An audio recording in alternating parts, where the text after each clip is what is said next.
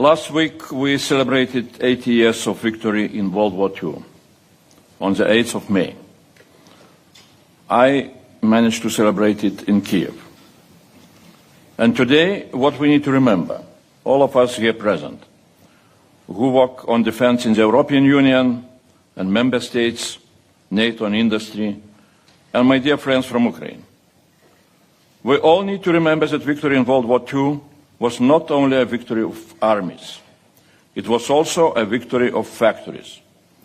And the same is true today. Peace through strength will come from production power and brain power. To stop Putin, we need to produce more. We need to innovate more, and we need to do that together, in the European Union and with Ukraine.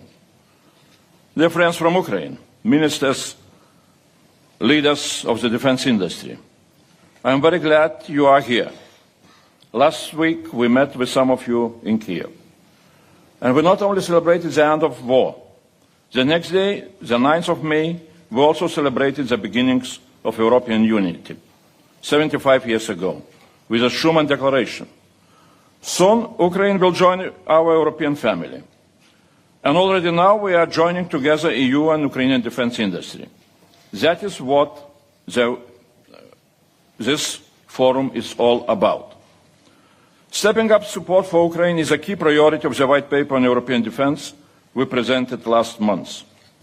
Support for the defence of Ukraine, with ammunition, air defence, training and equipment, and better access to our EU space assets. The European Union and its member states are the biggest supporters of Ukraine, with €100 billion in aid during 3 years of the war, including nearly €50 billion in military aid.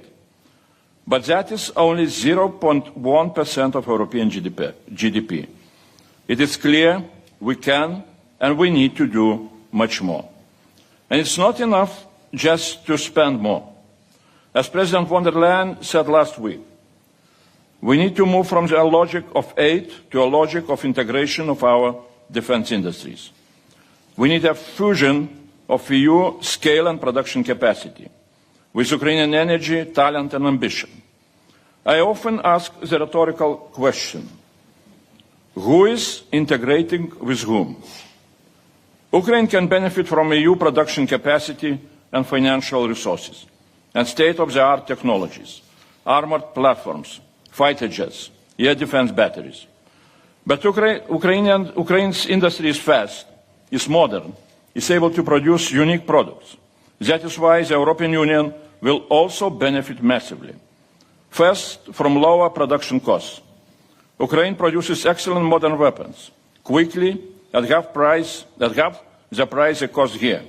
So for EU member states, it's 2 for the price of 1.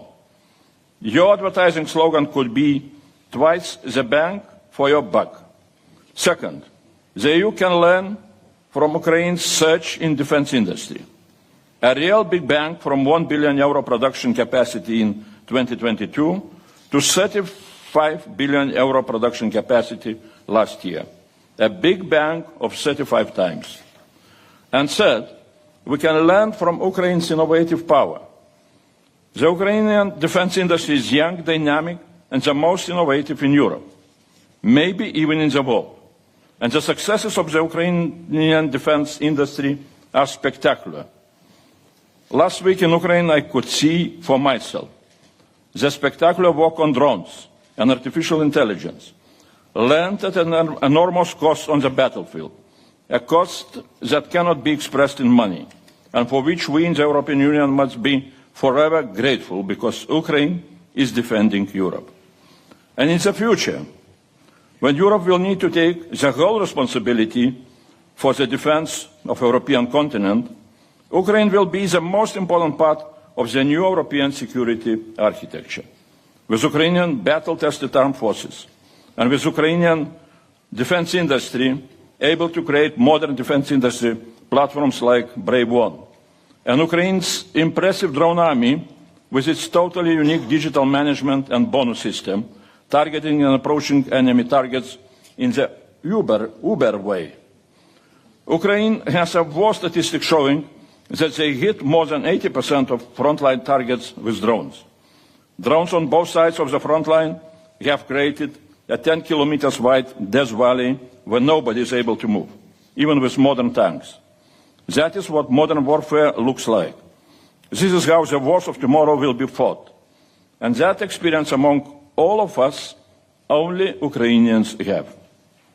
We need to understand that in today's world, there are two powerful military forces with the battle-tested capabilities to fight a modern war of drones. One army of drones is defending Ukraine and at the same time us. Another army of drones, which belongs to the aggressor, is preparing itself for aggression against an EU or NATO member state. Let's keep that in mind when we are discussing the need to integrate the Ukrainian defense industry with the European defense industry. Who is going to integrate with whom? Who needs that integration more, Ukraine or Europe? My answer, Europe. Several member states are already buying weapons in Ukraine, with Ukraine, and for Ukraine. The Danish model, investing in Ukraine's defense industry to defend Ukraine. Sweden and Iceland have joined this initiative. There is a need for Europeans not only to buy weapons from Ukraine and for Ukraine, there is a clear need for Europeans to buy technologies, know-how of production, and of management systems from Ukraine for our own European defense industries. In preparation for the possibility of Russian aggression against EU member states, we cannot in advance procure millions of drones for our defense and keep them in our stockpiles, because they would become obsolete very quickly. But we need to learn from Ukraine how to create a drones production and operation infrastructure, which in the case of aggression would be able to immediately ramp up production of drones, with the capability to permanently and urgently modernize so the enemy cannot start to learn how to jam or intercept our drones. It is good that a lot of big European companies are investing directly into Ukraine.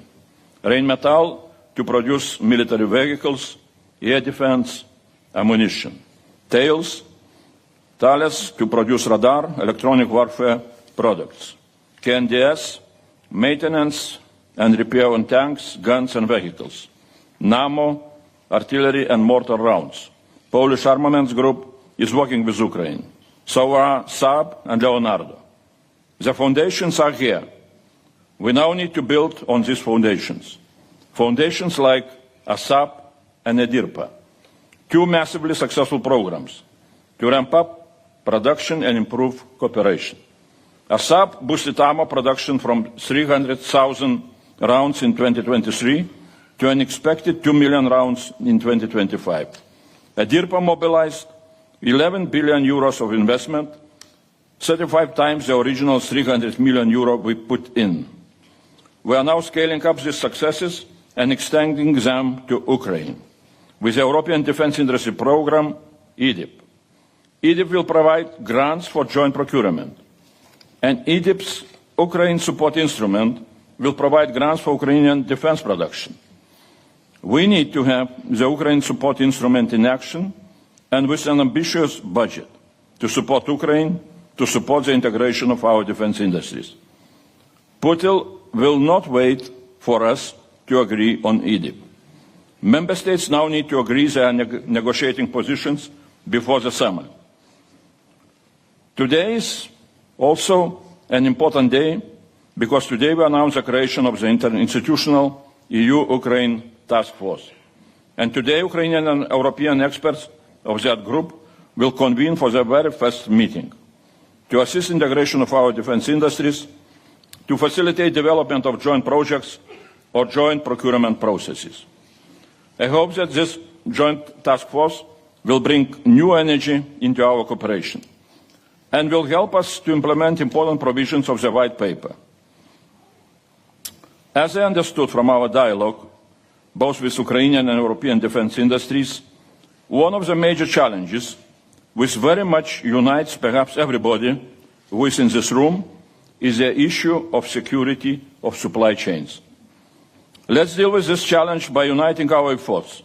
Let's look who among us is ready to expand production of nitrocellulose or explosives, and who is going to ramp up production of small engines which are used by drones. Let me also stress that we are proud of the European Union Defence Innovation Office, which is now up and running in Kiev, and has ambitious activities planned for this year to share expertise, for example, on unmanned systems, to support research and development, on military and dual use, to support projects on future soldier systems and drone-based mass munitions.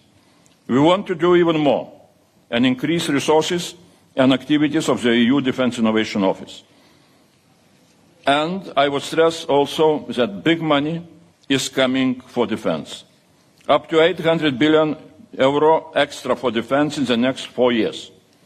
Already 12 member states asked to activate the national escape clause of the Stability and Growth Pact.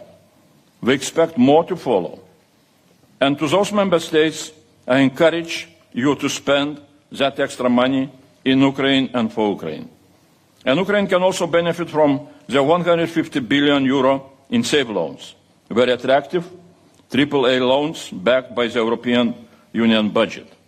By teaming up with member states, the Ukrainian defence industry can fully take part as contractors or subcontractors.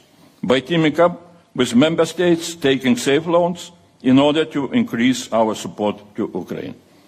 Let's look for new inventive financial solutions on both sides in order to use SAVE loans for the safety of Ukraine, which means for the safety of Europe. I call on all of you here today, make the most of these opportunities. Dear friends, on the integration of defence industries, I asked, who integrates with who? And the answer is, we both bring our best to the table. 80 years ago, the West won the production war. And because it won the production war, it also won the real war. If we get the production right, all else will follow. So let's get it right together. Thank you, and Slava Ukraini.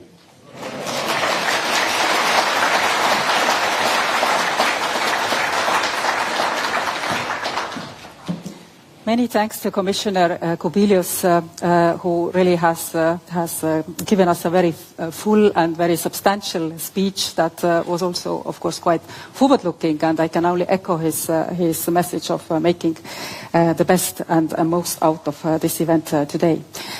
Finally, I would like to welcome to the stage Mr. Alexander Kamishin, who has joined us straight from the airport, as far as I understand.